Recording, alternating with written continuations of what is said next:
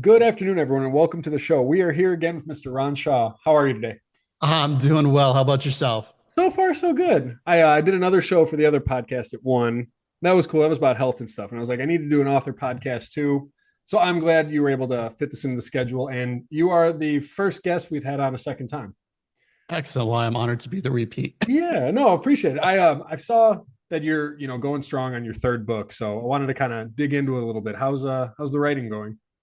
Good. As of my writing completion this morning, I just finished about 39,000 words. So No kidding. it's around 120 pages at this point. Wow. How big do you think it's going to be? I'm not sure. Like how many words did the first two come out at? First drafts, I think the first book, Echoes of Reckoning, was around 85,000 words on the first draft, and Broken Reflections was about 95,000 on the first draft. Let me ask you from the first draft, do your books tend to get larger by draft two, or do you tend to chop them down, make them smaller? Draft two will get a little bit larger. I do take Yeah. some, but draft two is filling in the holes because when I write, it's in this just kind of train of thought go, Yeah. and I'll skip over sometimes of like missing conversation pieces or description. So I go back the second time and fill in those holes, and then on the third time is normally when I go, oh, I really don't need all of that. Right. The hardest part for me is giving the book a haircut, Yeah. like figuring out what doesn't need to be there. I need someone else to do that entirely. Like, Yeah, that is a hard part, and I have the editor that I work with. She's good sometimes about adding developmental notes of like, do you really need this? I'm like, no, but I want right. it. It's so tricky because whatever we write seems to make sense to our minds, and you need someone else to look at it and be like, yeah, I don't know, you drew a conclusion here or something, like there's assumptions or there's something that, yeah, it doesn't connect with every other person who's going to read it. And you're like, oh, you need a second set of eyes like that. Yeah, yeah. I think a lot of the feedback I get is the reader's already going to know this. You don't have to put that. Right. And that is honestly such a tricky part. Like I'll watch Right. a movie with, some people, and some people like get all of it, some people don't get any of it. And it's not clear how much you give to the reader to like they will figure it out, they'll fill in the pieces, they'll connect, or you know what I mean? Oh, absolutely. Yeah, and Yeah. it makes it tricky, especially like where when you start writing a series, it's how much are people going to remember? Like, what points were strong enough from the previous books that people are going to remember that. So I don't have to go in as much detail about it. And it's trying to find that balance. Is like, well, did I do enough on the other books to where I don't have to talk about this as much? And you always got to give them that little taste of a reminder, be like, oh yeah, that happened. My problem is I just keep going sometimes. I've never written a series, but that is actually a very interesting point, right? It's like if it's been a couple of years since they read the first one or second one, now they're reading book three. It's like, yeah, like, and then when you're watching a show, they're like, oh, on the previously on you know what I mean? Yeah, exactly. Yeah, I've never And had that's to a think good about thing that. for like your prologue type of thing. I know some people are very much against it. I didn't realize that until I got on Book Talk, but um, that's right. When I do prologue, sometimes it is to kind of overlap the stories there, give people a quick jump back into like, and here's where we left off last time. Right. Oh, that's super interesting. Tell me a little bit about the third book. What is obviously third book in the series, but what is the premise of book three? So book three is the unwinding of one of the characters. It's one of the female characters that was in the story, and everybody else has moved on from the kind of the timeline in the story, and Mm-hmm. she's left. She's taken over the role as Death. So it's kind of this is her thing. She's doing the job now. Whoa. The character that had it before is imprisoned away at the moment, Wow. um, and the story is kind of her delving into kind of the state of madness as she's dealing with this Wow. because the way I've separated the beings or the people in there are the people that the people that were death and that type of position. Um, they're a different type of being, and this person is a human that has now taken over this position, Mm. and mentally humans aren't able to deal with the different intricacies of how the actual process of taking a soul or a light away from someone. Right. So she spins into madness as it's happening because she can't detach from feeling and understanding what all of these people are feeling before she grabs them. Right. Having lived and died as a human being and like knowing people have stories and families and lives, and it's too much for her mind to take to Right. empathize with. God, I gotta tell you, that sounds amazing. Yeah, that I sounds hope like it jumps out right up there. my alley. Yeah. So yeah, it's been fun kind of coming up with that. You know, the first 10 pages were a struggle because it really just getting back into the rhythm of it. Hmm. Uh, Once I found the story, I'm like, okay, now we got legs, kind of run with it. I hit chapters here and there where you know, trying to get to my words for the day or like, oh, is this going to happen or not? But once I get through those chapters, it starts moving again.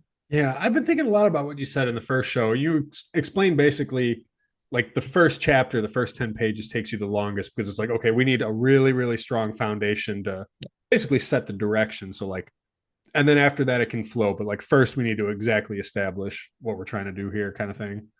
Yeah, that's really just, that's probably been the one thing consistent about all three books that I've written is it's just those first few pages that they take the longest. And Ah, once even though I know I'm going to go back and change it, but I want to right. have that solid feel of like, here's where the story starts. And then Yeah.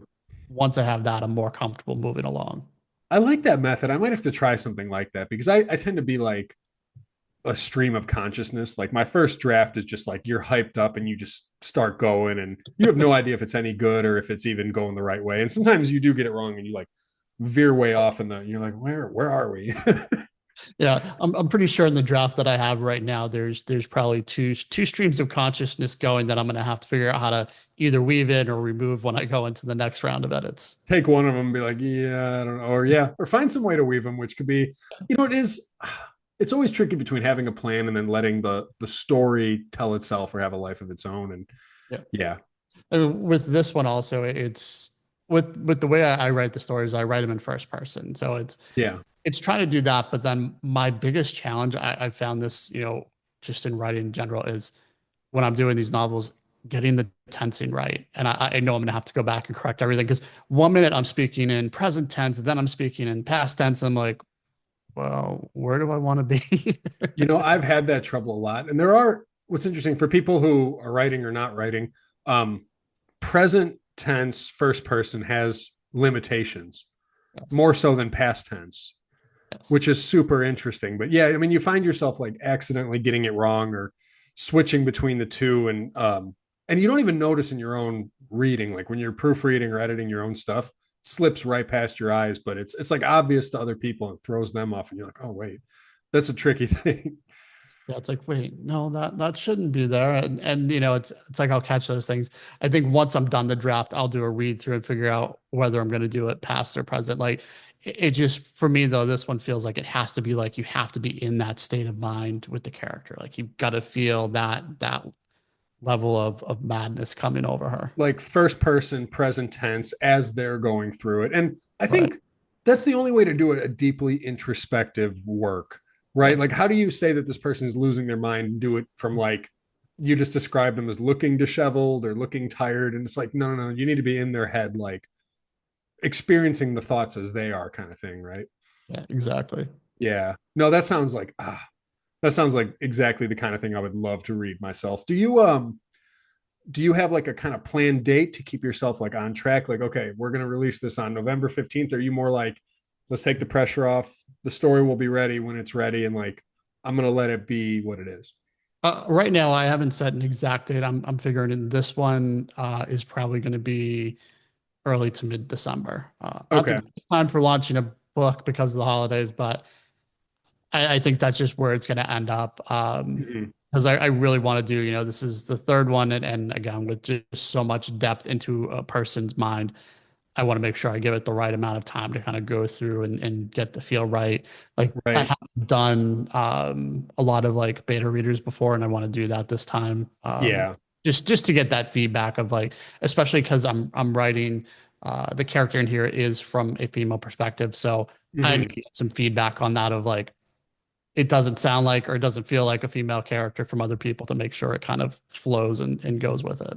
That's a real thing. I've tried to do that, and I'm not sure exactly how successful or unsuccessful I was, but yeah, tell them the perspective from telling the story from the perspective of a female character or someone who's just different from you, like if they're, Yeah, I don't know, from a different culture, young or old, like it is tricky. And I mean, I think getting the feedback is definitely good. If you've got like some trusted people who like, will give you the right kind of feedback in a constructive way and kind of know what they're talking about. absolutely. Yeah. No, that's very cool. I'm very excited for you. Yeah, let me ask you this. So I think about this sometimes with writing, and partly I love the show Castle. Mhm. I don't know if you ever watched it, but it's like, I mean, it's goofy, it's silly, but like, he's like, oh, I write murder mysteries, so like I'm gonna go hang out with the cops. And I think about this whole like method acting thing.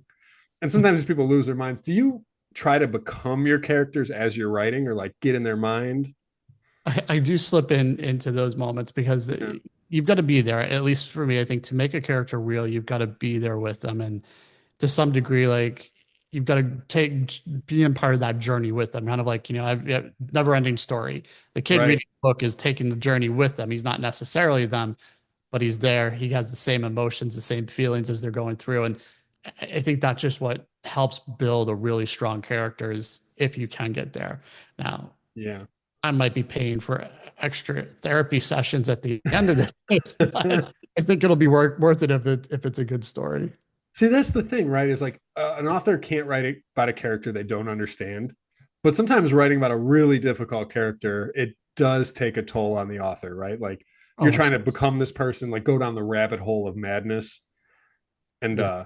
yeah, we we got like invisible scars. And then maybe that's dramatic, but yeah, we got to embody the characters a little bit. And sometimes you're like, oh God, like you go to a place that isn't totally comfortable and isn't always good vibes for yourself. Yeah, I mean, like, and for this one, I'll do some research, and for this particular one, I've been reading books on schizophrenia to Oh, no kidding. kind of that disconnect that comes along with that particular mental ailment there. So it's just Right. kind of like, hmm, how can I work this in to have her show Right. these signs that she's going through? Because that's really what it is she's just kind of being torn from who she is and not knowing what's real, what's not real anymore. Well, as a quick joke, as long as when this book is published, you still have both your ears at the end of it, and then we'll consider it a win. Yes, absolutely. I will say on schizophrenia. So, like, if you were in a different culture, like South American, tribal, shamanic culture, they thought the schizophrenics were sacred people who like could walk between worlds, right? Like in America, it's like, okay, this is a significant mental illness that probably requires you to be institutionalized and medicated for the rest of your life. But in other cultures, it's like a beautiful gift. And you're like, this is a person who has one foot in this world and one foot in a different world. Yeah. And I don't know. I don't know where you land on that. So I think it's all depends on the person that is experiencing it. It's really how do they feel it is, Unfortunately, yeah, I mean, country to country, there's different stigma around it. But for me, I think it's does the person who has it feel like it's a gift or they feel like it's something tormenting them. Uh, Right. so in that case, the ones that kind of walk between worlds and those tribes, hey, cool, they're celebrated. Maybe it's also a state of mind as well of how Yeah. you're taught about it. It's like if you're taught it's a gift, maybe you look at it that way versus if you're told it's a curse. Yeah. And someone's telling you you're diseased and you're unwell Right. and, Right. your thoughts can't be trusted and things. I heard an interesting story once about a schizophrenic who had a bunch of guitars and they were all incorrectly tuned, but all tuned the exact same way. And I thought that was interesting. Like in their mind, they heard it perfectly in tune. Like they got all of them precisely to the same slightly offset place. And I just think it's one of those things that we do not understand. And like maybe that's why we have such a hard time treating it, helping people genuinely, like helping them live normal lives. It's because we just don't really understand it all that well. But Absolutely. And then I yeah, think it's the mind is something that, they claim they understand a lot about, but we really don't know as much as we think we do about it and trying yeah. to understand all the different structures that exist out there. Yeah, it's just we're not ready to understand it yet. No, and I think a little humility in that space is appreciated. Like experts are always expected to have the answers and know everything, but I heard someone say once that the human brain is the most complex thing we've ever identified in the universe. like even just structurally. And I'm like, okay, that is a very humble thing to say, that like, look, we've only scratched the surface on what this thing is and how it works and what it can do and why it does what it does. And even like, I mean, there's almost nothing we know about it, really. Yeah. And then every mental illness is like, there's no test you can take, right? They're all just diagnosed based on behavior. But I mean, two different clinicians might diagnose the same thing different ways. So it's like, even when something's going wrong with the brain, we can't look at any structure and be like, oh, we can see on an MRI what the issue is. I mean, it's all just, I know we've seen similar patterns in other people. We don't really know what it is. We don't know why it is, but yeah, I Yeah, I mean, mean it's that's tricky. if you go through psychiatric guides, it's kind of like a standard of like look for these symptoms, but it really you're guessing because a lot of them overlap different symptoms. The people experience things differently. Right.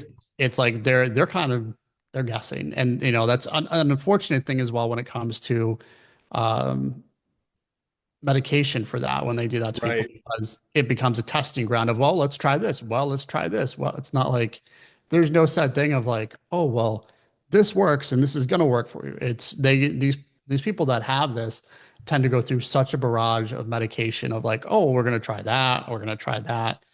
And the side effects that some of them have to go through, it's you know, we've got to find better ways of working with that to help them. Yeah. And I don't want to get too off track. This is more like my other podcast. We talk about a lot of this kind of stuff. But I do think in 100 years, we're going to look back on how we treat mental illness and we're going to be like, oh, those barbarians. Like, Yes. we're going to like look at what we do now and be like, God, those primitive. It'll it'll be the AI. AI is going to go, "What are you doing?" Like, you silly, like, oh my, you like, you did what to people? I mean, they're going to look at what we do now the way that we used to look at like lobotomizing people. And be Right. like, like you did what to, yeah, be like, that's not going to work. Yeah. Oh, well, I'm very excited about your book. It sounds incredible and very, very deep, very introspective. Um, I'm stoked about all that. So you're thinking December 15th ish, just kind Yeah. of how things play out and everything. Yeah. And it may get moved up if it always depends on how the second draft goes. If I feel like it's really strong when I get done with Right. it, I'll bump it up a little bit. But again, I just want to make sure like this one's gonna get a lot of love before I send it out. Right. Let me ask you, when you're between drafts, do you need to like take a break from it? Like sometimes if I revisit my own story months later and read it like it isn't mine, I can like see it more clearly than just I finish a draft and then I go right into the next draft kind of deal. So for me, I'd say the first 2 to 3 drafts, I'll go back to back. I'll go right in and kind of wrap around again. Yeah. Then I'll shelve it for about a month. Okay. Um, and then from there, I'll do the read through and go, okay, this isn't making sense to me. And Yeah. it does give you that fresh look of like, okay, I need to see this again. And normally in that same time. So when I shelve it, it's normally when I'm sending off to like, I have like, 2 or 3 people that I always have read Yeah. before. I'll send it to them and say, okay, start doing through here, go do some markup for me and get it back over to me. And I give them that whole month to do it while I'm not touching the book. I'm not thinking about it. I'm writing something else. So my brain is stepping away from it. Then I'll come back and do into that like that fourth draft of Yeah. really fine tuning. That's actually a great plan because like I hate the idea, like you need to step away from it for about a month, but I hate the idea that the book is not in motion. Like Yeah. I've been working so hard on it. I can't wait till it's out. And then you're like, oh, it's just sitting there. And you're like, like, I mean, that like kills me. So like to have people at least working on it, you're like, all right, things are in motion in the background. It's out of my hands for a little bit. And that's all part of the Yeah. plan. Yeah. I can't do the stagnant time. Like something has to be No. going on. It's like, okay, it's in here. And also like I've worked it now to like, around that same point is when I'm having my designer work on the covers, Yeah. talk about whatever font we're going to use for the interior. So it's like Right. I'm trying to make sure there's always something happening with it. And then also I use that break. I'll start writing into a next book or writing out ideas for a next book at that time. So it's like Keep it rolling. trying to separate my mind from like the story. It's like I just need a break to not think about it. So when I go back and be like, oh, I wrote that. I like that line. Or no, no, that needs to go. Yeah, like no, I need to work on that. But it is cool when you step away for a month and read some of your own stuff and you read it like it isn't yours and you're like, damn, like, that's Yeah. pretty good. Like that's a hell of a feeling. You're like, oh, cool, cool, cool. Yeah, I think one of the things I'm going to try this time, just from some recommendations that I've heard, is reading each chapter out loud. And I probably do that like as I Mm, get into the fourth draft, because that's one thing I am noticing like about my first two books is as I've been doing some of the stuff on TikTok or whatever to record, and I'll yeah. be reading out chapters, and I'm like, well, it sounds good when you read it, but not when Right. you Right. read it Right. out loud. So I'm like, just because it's you can say something written, but when you say it out loud, the words just don't flow as well as when you're reading it on the page. Yeah, it doesn't come out as pretty. I've had that with like the audiobooks. Yeah. And it's like, I don't know, like, yeah, it looks amazing to your eyes, looks amazing when you're reading it, but then they try to, put it out there and it's like, oh, that doesn't come out as smoothly as, but it is interesting. And I've been thinking about like, oh, yeah, I do need to read these out loud. Yeah. Yeah. And it's normally it's cutting a word or two out and it smooths the whole sentence over. And that's I Right. want to sit and listen. So I think as I go through and do the edits, one of my pieces this time will be record each chapter on my phone or something out loud and just Mhm. listen back and be like, oh, that sounds a little weird right there. Right. Like, did that even like, I try to think about this, like, okay, did that hold my attention? Like, Right. if it isn't mine, you're like, okay, did I get through that whole sentence? I followed it. It didn't lose me along the way. I didn't drift off thinking about something else. Like, it kept me dialed in kind of thing. And that's tricky. There's a whole lot that goes into like what's so tricky, I think, is like at the end of the day, we're artists, but we're also small business owners as Yeah. publishing our own, being our own publishers. And it's like you're always jumping between those two roles. So I love the idea of like, okay, in that month, you're like, all right, we're working on covers. We're doing some of the more business elements of it. We're Right. planning out maybe the back cover, all this kind of stuff. Um, and then still writing and maybe working on something else. Cause like when you lose touch of the artistic piece, then Yeah. you're no longer an author. Now you're just a marketer. You're just like a publisher. You're not the writer anymore. Yeah. And I could probably spend a month alone on the back cover. That is that, I can write 100,000 words, fill a novel, but when I have to go and write those two to three paragraphs for the back of the book, I cringe because how do I summarize this up, keep someone interested in the story, yet not tell them everything about it in those Right. it's like, that it has been the most challenging piece for me. And the two books that I've done, I'm like, all right, there's got to be something out there. And I'll go through probably like 15 different versions before I'm like, okay, that will No work. kidding. I like, the nice thing with the self publishing is you can always drop in something new later. Yeah. But one thing that some of the authors don't even understand is, like you're trying to rank on Amazon, for example, and improve visibility. And like there are keywords you need to incorporate into that back cover. Yeah. So you're like trying to write the synopsis and it's got to be just enough, but not too much. But then you also got to sneak in information about the genre, who would like this book, you know what I mean? And it's like, I see a lot of back covers that don't really incorporate that. And it was like, you need it for visibility, but it's got to sound natural. Right. Um, I was actually thinking you might appreciate this. I was going to go on TikTok. It's been on my mind. I was going to like offer like, okay, I'm going to let the readers write the back cover for this book, and whoever wins, I will give you $25 on Venmo. I will actually use your back cover, and I will leave it there forever and give you full credit. But like, I can't write my own back covers. I was going to leave it to the readers. That's a Like cool whoever writes idea. this one, will put it in there.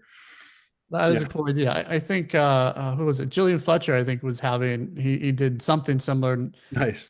People were giving him recommendations for the back cover because I think it's just a thing for most authors is trying to get that back cover. It's just a struggle. Right. I mean, you wrote the whole book and you're like, okay, let's put it into two paragraphs. And you're like, God, I'm so far in the forest, I can't see the trees, or some, whatever the expression, like I'm Yeah. too deep in the middle of the thing to really look at it. Yeah, and it's the same as when someone goes, "Oh, tell me about your book." I just have that pause on my face, like, okay, let's see how I can talk about this You're like, well, without telling you it everything. has a front and back. It's got paper Yeah, in the middle. There's words on the paper. Yeah. classic three acts. It's there. There's an intermission, there's yeah. Oh no, that's a real thing. So other than that, what is the most difficult piece for you in writing? Um, I think the most challenging thing for me is definitely the editing. Mm, Getting in there outside of the back cover, yeah, editing is definitely a weak point for me. And I'm still learning. Each book I try to learn a little bit more about it, but right. there's just rules that I don't know exist Mm. grammatically that somebody's like, oh no, no, no, you can't do that. I'm like, why can't I do that? You're like, wait, why not? So Yeah. it's challenging. And obviously there's a part where you have to take out stuff that you really like. But you know, you just hit that point sometimes where you know it's not going to work, even if you like it. So I've started a new thing where I have a Word document that I keep on the side, and all the stuff I have to take out of books, I put it to the side now and go, maybe I can use that somewhere else. So it's just like Right. I'm building this file of like everything that I've chopped and go, maybe someday we'll find something and I can use you. It's like lost but never forgotten, you know. You're like it's not going in the garbage. It's not going It in the doesn't belong in this story, but there might be one out there it's for it. valuable. It's not going to disappear. It's just not going to be in this book here coming up. Yeah. Oh. Do you have any advice for any authors who are just starting out? I'm not sure if I asked you that last time. I don't think I I think, did, but I would love to know your thoughts on um, yeah, I think we went over this briefly last time, but a little it. bit Mm. more. It's doing the writing. You know, Yeah. that's the first thing that stops everybody is they have this great idea, they talk about this great idea, but you actually have to take the time to sit down and just type it. It doesn't understanding it doesn't have to be perfect. And I have to remind myself of this every time I sit down to write. It Right. doesn't have to be perfect on the first draft. Just get the story out. Get it Yeah. paper, computer, whatever, however, whatever your medium is, get it out and then think about more, you know, because once you finish it, you kind of have, even if it's just the first draft, you have like, wow, I got to start to stop. Yeah. You're going to fight the demons along the way. That's like, you can't do this. This isn't, you know, that self doubt, it's going to be there, but you just have to kind of push through it and go, okay, oh, I've got this. So, yeah, I mean, that for new writers, my best advice is sit down and write. Yeah. And then it doesn't have to be perfect, right? It's like just get it going. And most of us, our first drafts aren't stellar, right? Like we wouldn't publish a first draft, so Oh, it's okay. no, it's getting the story out into the world. Yeah.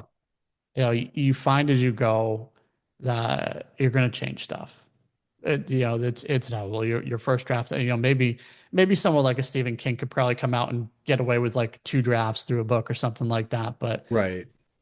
in reality, most writers, even ones that have been writing for a long time, there are multiple drafts. It's just understanding that your whole goal of the first draft is just to create the story, be as wild and crazy as you want. That's your Yeah. time to do the impossible. Put it all out there because you can take it out later, but just put all of your ideas into it and then come back and say, okay, well, that doesn't make sense here. Or, you know, even people that my friends that plot books more than I do, you can Mhm. still get away with that when you plot because you know you have your basic points, but just go beyond, stretch it, stretch the imagination and say, here's all of the different scenarios that I could think of and go. And you know, and then you Yeah. can get back later.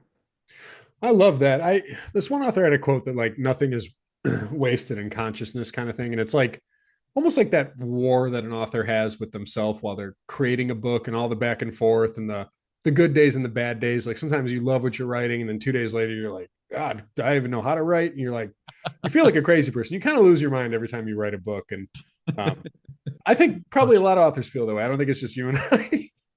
But the reader benefits from all of that. Nothing's wasted. Even the work that gets cut out, even the days that don't feel productive. I mean, there's entire days where like I almost don't write anything at all, but like in the background, I'm like solving a problem, like something I'm stuck on, you know. And I don't think anything's ever wasted. No, and you know, that's like I'll take a break when from the time I publish. So whenever I have like my publication date, Mm-hmm. which traditionally for me has been either November, December, and then I will not write again until around mid-January. So I will just there's no writing. Like that is my Mm-hmm. during the year, that is my time of like no writing whatsoever and just kind of recoup because it's like, okay, hang on, need to catch myself there. But I'm already working on stories in my head. I'm just letting it subconsciously build and build and build and build. That way, when I go back to paper again, it's there. And I found that, you know, that window of time is enough to kind of let my brain stew and think about a story. Mm-hmm. You know, not writing it down forces me to just kind of keep rethinking and rethinking and rethinking. So when I write, it's just like, okay, I've got to get all this out now. Right. Like it's all built up. It's all there. Now it's just letting my hands catch up to the brain kind of thing. Yeah, that's one thing about real writers, as far as I can tell. It's like obviously you have to sit down and write, But writers are writing all the time, even if it's totally invisible. I mean, it all starts up here and then plays Oh, out through your hands onto the pages, you know? yeah, and sometimes it's something as I think a lot of writers do this. Going in public and you hear conversations and the way people talk about stuff, and you're Yeah. picking up. You might hear like just a certain piece of a conversation or the dialect, and like, oh, that could work. I Yeah. pick nice little nuggets as at Christmas time I like, and I'll go sit in the mall and just listen to people Oh, as that's a great idea. and That's it's fun because it helps you with it teaches you dialogue of making your dialogue more natural, but yeah, also just hearing people's stories, what they have right. to say. It can spark something and be like, oh my God, that would make an incredible book, or at least part of a book. Right. You never know where ideas are going to come from. Or like it is funny, like sometimes you get stuck and then you go out in public, you take a break and you get exactly what you need. Just yeah, and passing someone at the grocery store is on the phone and you're like, "Oh, that Yep. was what I needed to hear." I mean, it's weird. I don't know. And that's I'm in like this whole weird spiritual thing, you know, but I swear like I don't know, writing a book is a weird endeavor, but the world seems to communicate with you. Like it's like helping you write the story and sometimes it intentionally slows you down too. I've had it where like I have in my mind a certain schedule that things are going to come together. I'm going to write this much this day. And then I get stuck and I can't write for 5 days. And somewhere in that 5 days, I learn exactly what I didn't know and needed to take the story to the next level. And I'm like, oh, thanks for slowing me down, even though it was really annoying. You know, it was really irritating, but When the muses are whispering in your ear, it's like, oh, something, I don't know. It's very strange. It is very strange. But you reminded me of one thing. So one time I went mushroom hunting for these chanterelles and I had to go with a friend because I didn't know what they look like. And we were in the middle of the woods and she like leaned down. She's like, oh, here's one. And I examined it and then I realized they were all around us and they were totally invisible to me until I know what they look like.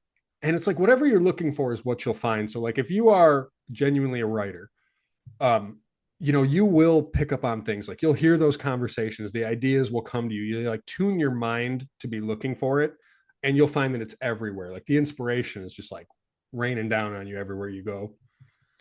absolutely. Yeah. Yeah. I think for me, it's like that. And then a lot of the times, like my little sparks will come. Like I'll go out to the world, see stuff, experience things, and then Mm-hmm. come back and meditate, Yeah. 15, 20 minutes.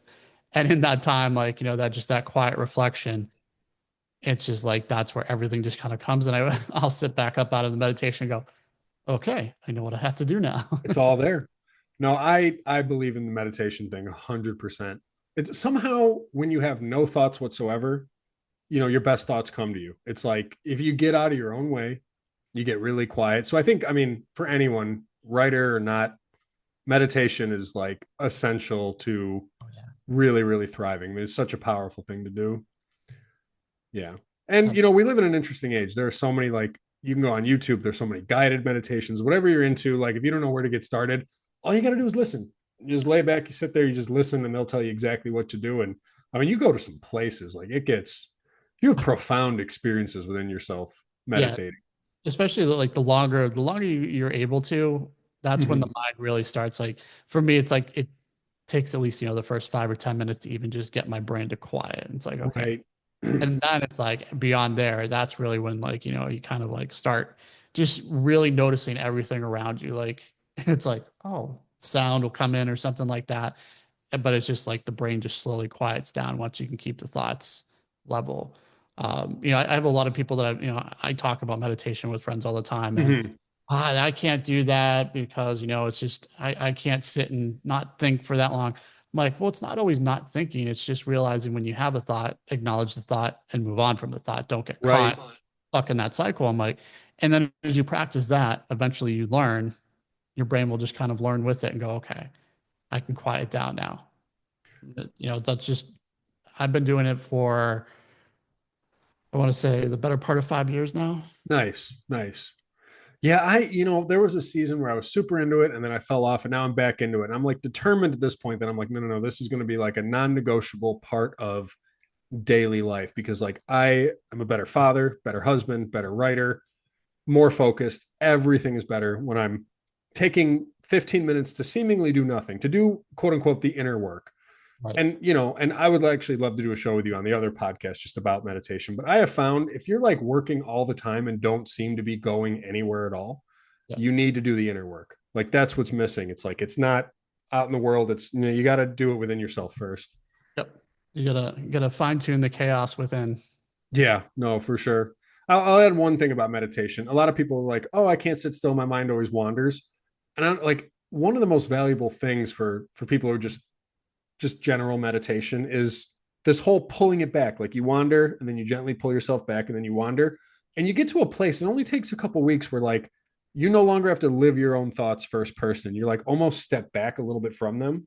And you can almost like watch yourself. So like if someone even makes you angry, you're like, oh, G. Edward Martin's angry. And it's instead of being you reacting to everything in the world, you like can look at your own thoughts and be like, yeah, I don't feel like having those thoughts. Like, no, I feel like being in a good mood. I'm not gonna.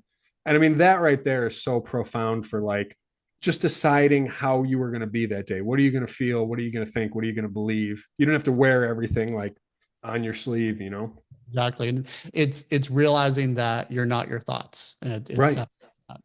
That's the most profound thing. Like you are not your thoughts. Like you're not your body. You're not your thoughts. It's not totally clear what we are. These are just all things you have. You have thoughts. You have a body, but like you are not those things. Who knows what the hell you are? You're like an awareness floating through everything that happens to have a body or something. But anyway, I would love to do a show on the other podcast because like I believe in it 100%. I think I could talk people into like, hey, this is something you should really try out. Because part of it, I mean, you got this unconscious mind that's like 95% of you. And, you can try all you want to change it, but without meditation, it takes so long, right? It's like throwing a tennis ball at a brick wall, hoping to crumble it and rebuild it. Like it's not going to happen. You got to go deeper and consciously build your unconscious mind kind of thing. Yeah. And it's you can never control the unconscious mind. It's a matter of just learning to listen and work with it. That's probably the truth, right? Is like, yeah, it's not something to be controlled. It's almost like it's normally an adversary for people, but it should be, I think it's meant to be a protector, right? Like, I think what a lot of what it does is simplify your life. It's like, you don't have to think about this. Like we've established what these things are. So you don't have to think about it. It's like 5% of your life can be what you think, but we'll deal with the stuff that you don't have to think about. And I think a lot of times it wants to protect you, like the Icarus thing, right? Like it doesn't want you to overextend yourself, fly too close to the sun, but sometimes it gets in your way. You're like, I'm going to write a book and I think I could write a book that's so good society will pay me to do this full time. And your unconscious, subconscious mind will be like, you're insane.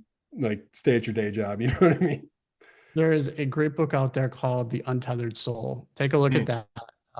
It's got some really, really good things in there. And I think that was one of the things that started me on my track to meditation. Nice. That sounds like a valuable. Yeah, I gotta do more reading on it. I've been big on the like YouTube thing, some of these like guided meditations just to like take me through and just exploring like what's there, right? I mean, it's some of the experiences you have in meditation are profound. I would just say like don't limit yourself on what's possible. Like what you're going to find in life is largely based on what you believe is possible and possible for you. So like keep your limits very small, right? Don't put yourself in a little box because you are more powerful and creative than you will ever know. Absolutely. Yeah. Anyway, I don't mean to take up the whole conversation talking about meditation, but yeah, that's what I've been doing lately. So it's what's on my mind. But I can appreciate 5 years you've been going strong with it. Yeah, yeah. It's it helps. It's kind of been a way to kind of break through my writing blocks when I hit them and Right. go, okay, there's a story here.